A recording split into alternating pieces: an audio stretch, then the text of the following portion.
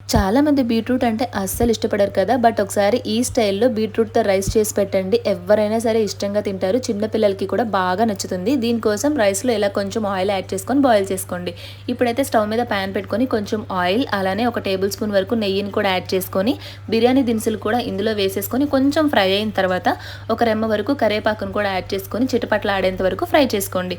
ఇప్పుడు కొంచెం జీడిపప్పును కూడా యాడ్ చేసుకోండి. జీడిపప్పు అనేది పూర్తిగా ఆప్షనల్ మాత్రమే. ఇందులోనే సన్నగా తరిగి పెట్టుకున్న పచ్చిమిర్చి ఆనియన్స్ని కూడా వేసుకొని కొంచెం సాల్ట్ వేసుకొని ఫ్రై చేసేసుకోండి. సాల్ట్ వేసుకోవడం వల్ల ఆనియన్స్ అనేవి తొందరగా ఫ్రై అయిపోతాయి. ఆనియన్స్ అంతా కూడా గోల్డెన్ బ్రౌన్ కలర్లోకి వచ్చిన తర్వాత మనం సన్నగా తురిమి పక్కన పెట్టుకున్న బీట్రూట్ని కూడా ఇందులో యాడ్ చేసేసుకొని కొంచెం సాల్ట్ యాడ్ చేసుకొని మగ్గించుకోండి. మూత పెట్టేసుకొని మగ్గించుకుంటే ఒక్క 5 మినిట్స్లోనే మనకి ఇదంతా కూడా ఫ్రై అయిపోతుంది. కొంచెం సేపటి తర్వాత ఇందులోనే 1 టేబుల్ స్పూన్ వరకు పసుపు, కారం అలానే ధనియాల పొడిని కూడా వేసుకోవచ్చు. నేనైతే వేసుకోలేదు. ఇప్పుడు ఇదంతా కూడా కొంచెం ఫ్రై అయిపోయిన తర్వాత మనం ముందుగా రెడీ చేసి పక్కన పెట్టుకున్న బాయిల్డ్ రైస్ని కూడా యాడ్ చేసేసుకొని స్టవ్ని మీడియం ఫ్లేమ్లో పెట్టుకొని కలుపుకుంటూ బాగా టాస్ చేసుకోండి. రైస్ అంతా కూడా కలిసేంత వరకు కలుపుకోండి. ఆల్రెడీ మనం ఉప్పు కారం వేసుకున్నాం కాబట్టి అడ్జస్ట్ చేసుకొని వేసుకోండి మీకు సరిపోకపోతే.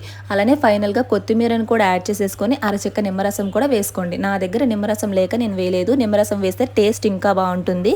ఒక సిస్టర్ నన్ను రిక్వెస్ట్ చేసి మరీ అడిగింది మా బాబు లంచ్ బాక్స్ రెసిపీ చూసి.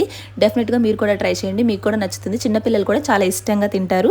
మరి ఈ రెసిపీ మీకు ఎలా అనిపించిందో తప్పకుండా కామెంట్ చేయండి. వీడియో నచ్చితే like and subscribe. See in the next video. Bye bye.